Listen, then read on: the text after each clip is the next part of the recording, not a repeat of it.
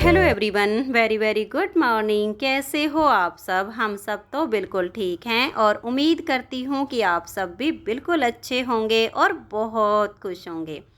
आप सभी का आपके अपने चैनल एसके ब्लॉग्स में बहुत बहुत स्वागत है। तो फ्रेंड्स, सबसे पहले आप सभी को मेरी राम राम।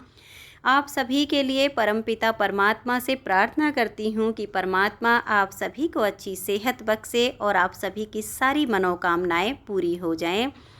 और अभी सुबह की चाय पीने के बाद मैंने अपना साफ़ सफाई का काम शुरू किया है। अंदर की झाड़ू लग चुकी है, अभी सिर्फ यहाँ बाहर का काम बाकी है। और ये देखिए, विशाल के पापा जी बाहर गए हुए थे घूमने के लिए और अभी ये वापस आए हैं घूम के। तो मेरा यहाँ का ये झाड़ू लगाने का सिर्फ लास्ट काम बचा हुआ है। वैसे तो झाड़ू लगा के साथ मैं पोछा लगा देती हूँ, लेकिन आज मैं अभी पोछा नहीं लगाऊंगी क्योंकि आज तो मुझे बहुत सारे काम मैनेज करने हैं।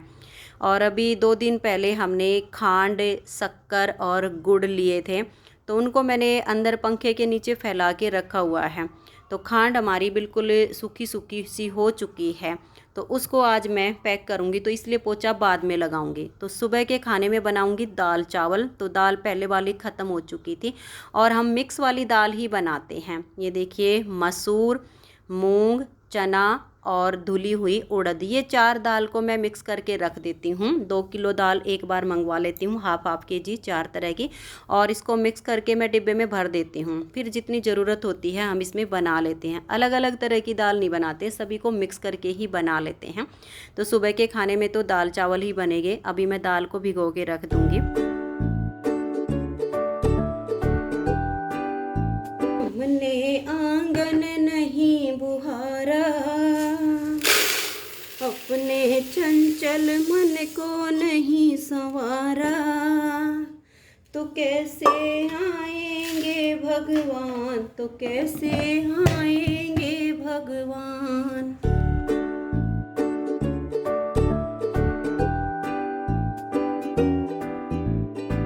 इस टाइम पे मैं तो रसोई में खाना बना रही हूँ। और ये देखिए, यहाँ पर ये एक लेडीज आई है हमारी चारपाई को भरने के लिए। पहले ये चारपाई हमारी सनी के जो बाण होते हैं ना, उनसे भरवाई गई थी। तो इसकी कुछ रस्सियाँ बीच में से टूट गई थी, तो अच्छी नहीं लग रही थी। तो विशाल के पापा जी कहने लगे इसकी रस्सियाँ टूटी हुई हैं तो अच्छी तो लग नहीं रही है, तो मैं इसमें जो है सूत के बाण से इसको नया भरवा देता हूँ और पलंग के जैसे इसको भरवाएंगे तो ये काफ़ी सुंदर हो जाएगी। तो हमें तो इस तरह से भरनी नहीं आती है, तो जहाँ से ये सूत के बाण लेकर आए वहाँ पर ही ये लेडीज खाट भरने का काम करती है। हमारे यहाँ हरियाणा में चारपाई को खाट ही बोलते हैं। तो अभी फिर इसको वहाँ पर बोल के आ गए थे कि हमारे घर पे ही इसको भर के आ जाना। तो ये एक चारपाई को भरने के 750 रुपये लेगी, तो इसको बिल्कुल पलंग के जैसा ये भर देगी। जब ये पूरी भर जाएगी ना, तब आप सबको दिखाऊंगी कि इसकी जो फाइनल लुक आएगी वो कैसी आएगी।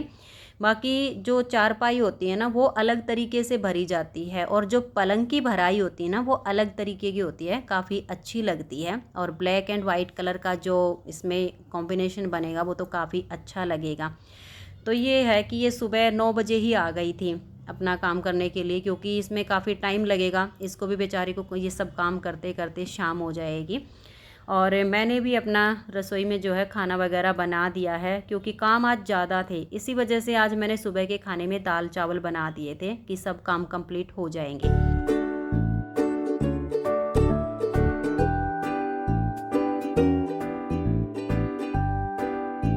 और अभी मैं यहाँ पर जो खांड है उसको ड्राम में भर रही हूँ। हमने ये 75 किलो खांड ले ली है, 2-3 दिन पहले ली थी, तो इसको मैंने यहाँ पंखे के नीचे फैला दिया था। शक्कर भी ली है 20 केजी, उसको भी यहीं पर फैलाया हुआ है, लेकिन पंखे के नीचे वो इतनी अच्छी सूखी नहीं है जितनी सूखी मुझे चाहिए है। तो उसको तो मैं धूप में सुखाऊंगी 1 या 2 दिन, उसके बाद उसको छान के और जो मोटी मोटी सी हो जाती है उसको फिर मिक्सी में पीस के और उसको भी किसी बड़े से बर्तन में भर के रख दूंगी।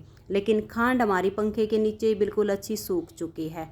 तो एक तो मेरा ये प्लास्टिक का ड्रम है, इसमें मतलब 27 से 28 केजी गेहूँ वगैरह आती हैं। तो खांड इसमें लगभग 30-32 किलो आ जाएगी, क्योंकि ये बारीक होती है ना, तो ये 30-32 किलो इसमें आराम से आ जाएगी। तो एक तो ये ड्रम भर दूँगी। और कुछ मेरे प्लास्टिक के डिब्बे हैं, काफ़ी बड़े बड़े हैं, तो कुछ उसमें भर दूँगी। तो ये 75 किलो खांड है, इसको अभी मैं पैक करके रख दूँगी। साल भर का कोटा हमारा फुल हो गया है। चीनी हम बहुत कम इस्तेमाल करते हैं क्योंकि चीनी जो होती है ना वो एक किस्म से मीठा जहर होता है, और मेरे बच्चे तो चीनी का मीठा दूध कभी भी नहीं पीते हैं। अब जैसे खांड ले ली है तो खांड दूध में डाल लेंगे, इससे पी लेंगे, गुड़ वगैरह होगा वो ले लेंगे, लेकिन चीनी का दूध कभी भी नहीं पीते हैं।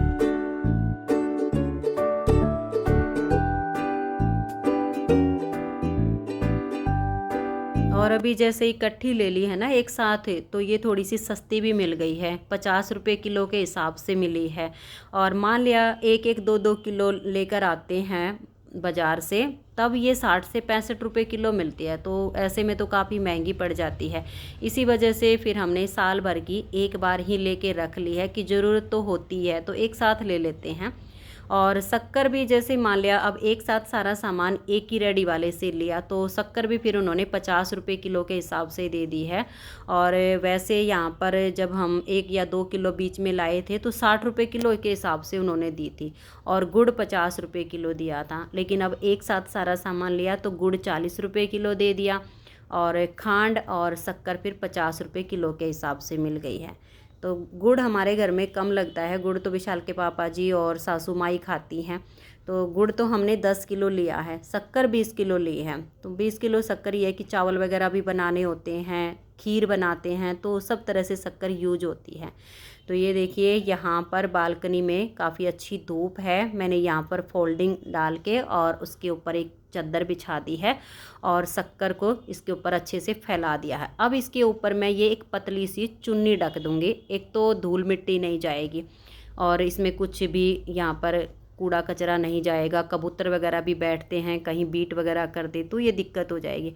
और इसके चारों कोने पे मैं कुछ ना कुछ भारी सामान रखूँगी ताकि ये उड़ ना पाए। तो ये 2-3 तो ईंट रखी हुई हैं, एक ये बाल्टी रखी हुई थी, तो ये सब चीज़ें मैं यहाँ पर रख देती हूँ। इसको मैं शाम को फिर यहाँ से उठा दूँगी, एक दिन और सुखा दूँगी, तो 2 दिन में ये बिल्कुल अच्छे से सूख के कड़क हो जाएगी। तो शक्कर मैंने यहाँ पर सुखा दी है और अभी मैं मशीन लगा देती हूँ, क्योंकि कपड़े भी बहुत सारे मैले हो गए हैं। और किसी किसी दिन तो ऐसा होता है कि मेरा काम ही नहीं ख़त्म होता है, और जैसे ही सुबह उठती हूँ ना, तो उठते ही दिमाग में पूरी लिस्ट तैयार हो जाती है काम की।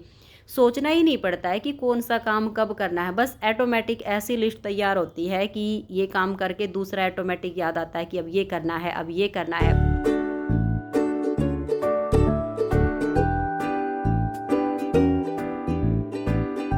ये देखिए वाइट वाले कपड़ों का बिल्कुल ढेर लगा हुआ है। और वैसे मैंने अभी तक खाना भी नहीं खाया है, सोचा कि पहले मशीन लगा देती हूँ, एक बार ये काम चालू हो जाएगा तो फिर काम धीरे धीरे करके कंप्लीट हो जाएगा। नहीं तो कई बार क्या होता है ना कि खाना खाने के बाद बड़ा आलस आता है और फिर मशीन लगाने का मन ही नहीं करता है। लेकिन अगर पहले मशीन चालू हो जाएगी तो फिर आलस का कोई मतलब ही नहीं रहेगा, दिखेगा कि हाँ भाई काम पड़ा है तो उसको करना है। इसी वजह से मैंने पहले मशीन लगा दी है। और अभी खाना खाने के बाद यहाँ पर मैं ये सोफ़े के कवर वगैरह झाड़ के बिछाऊंगी। इस एरिया का मैंने पोछा लगा दिया है क्योंकि सोफ़े मैंने इधर उधर किए हुए थे, यहाँ पर खांड थी, तो वैसे मैंने खांड डालने के बाद एक बार यहाँ की झाड़ू दोबारा लगाई है, लेकिन फिर भी मीठा थोड़ा बहुत जैसे गिरता है ना तो चिपचिपाहट सी तो हो ही जाती है। तो इस एरिया का मैंने पोछा लगा दिया है और बाकी का लगाऊंगी कपड़े वगैरह धोने के बाद। तो अब ये सोफ़े जहाँ पर थे वहीं पर इनको सेट कर देती हूँ।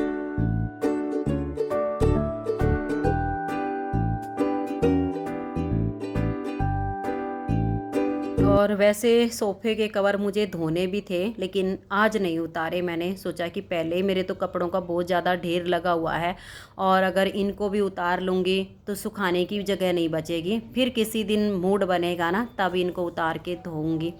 और पर्दे वगैरह भी धोने हैं, लेकिन अब तो मैं ये सोच रही हूँ कि मकान तैयार हो जाएगा तब इनको धो के और पैक करके वहीं पर ले जाऊँगी। अब तो थोड़ा सा टाइम है, निकाल लेती हूँ ऐसे ही।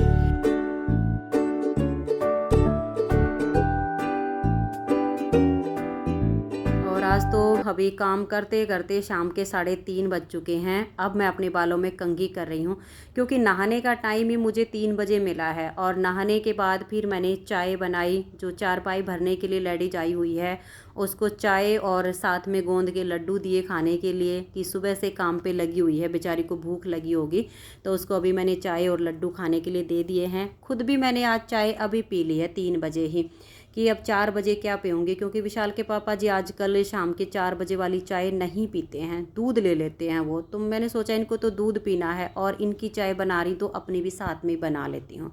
और अभी अपने बालों में कंघी करके चोटी बना लेती हूँ। और फिर जो मैंने मेथी सुखाई हुई है उसको भी भरना है डिब्बों में। और जो चारपाई है वो भी बस कंप्लीट होने वाली है, थोड़ा सा काम बचा हुआ है। आप सबको दिखाऊंगी कि उसकी कैसी लुक आई है भरने के बाद।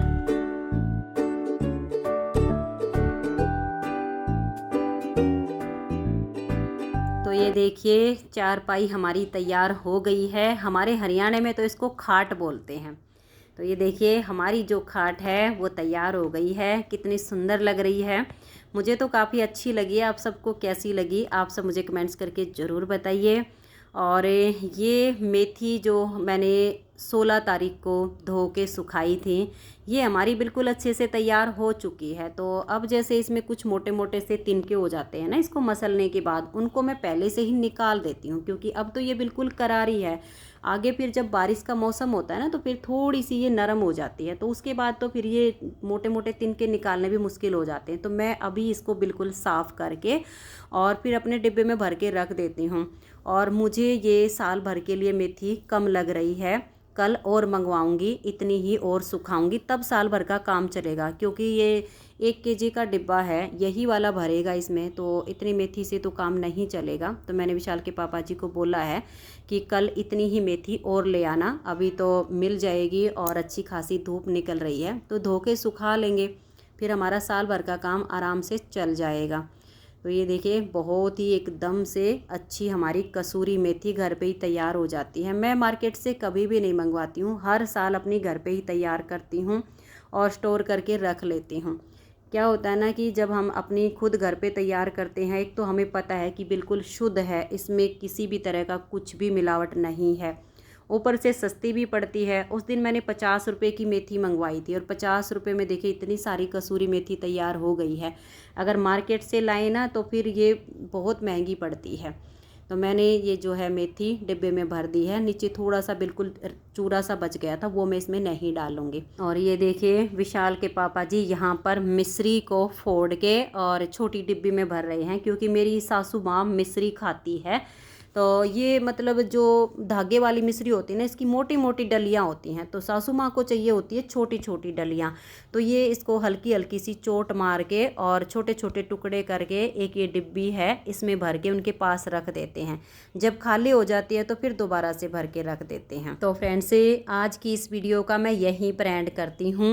वीडियो अच्छी लगी हो तो लाइक शेयर ज़रूर कीजिएगा। मिलते हैं अगली वीडियो में, तब तक के लिए आप सभी को मेरा प्यार भरा नमस्कार। राधा स्वामी, राधे राधे, जय श्री राधे, बाय बाय। खुश रहिए और अपना अपना ध्यान रखिए।